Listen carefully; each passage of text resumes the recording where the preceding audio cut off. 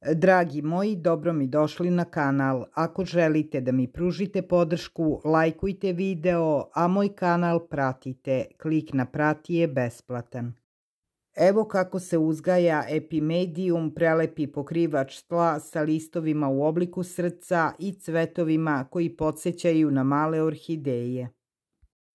Epimedium je grupa biljaka trajnica koje su prelepi pokrivač tla. One mogu da rastu ispod drveća, u senci i u kamenim baštama. Vremenom će ispuniti željeni prostor, sporo se šireći drvenastim rizomima bez preuzimanja bašte ili istiskivanja drugih biljaka. Epimedijumi su idealan dodatak i prelepe biljke koje nisu invazivne. Njihovi listovi su u obliku srca, a cvetovi su na malim stabljikama i podsećaju na mini orhideje. Cvetovi mogu biti u crvenoj, ružičastoj, ljubičastoj, beloj, žutoj i narandžastoj boji. Ove biljke uopšte nisu teške za negu. Mediteranske sorte su često zimzelene i imaju svoje upadljivo lišće tokom cele godine. Ove sorte su otpornije za razliku od azijskih sorti koje uginu tokom zime. U zavisnosti od sorte, lišće ovih biljaka može u jesen postati žuto, crveno ili bronzano. Veoma su otporne biljke na štetočine i bolesti.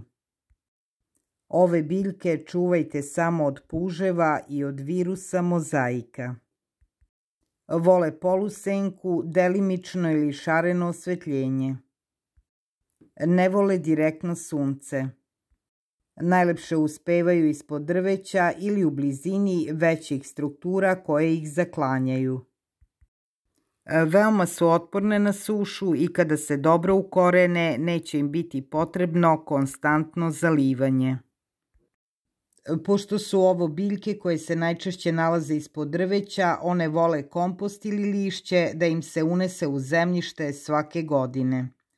Dodajte ovo ili đubrivo sa sporim oslobađanjem svakog proleća.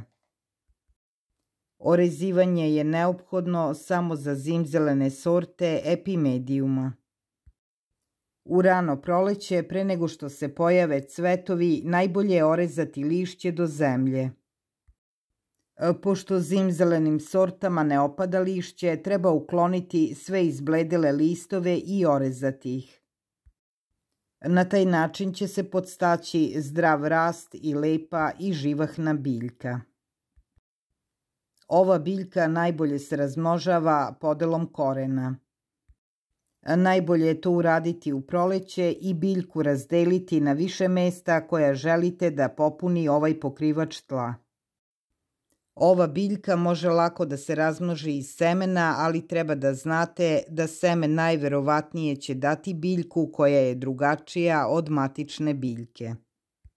Seme morate posejati odmah kada ga sakupite jer ono može da se osuši.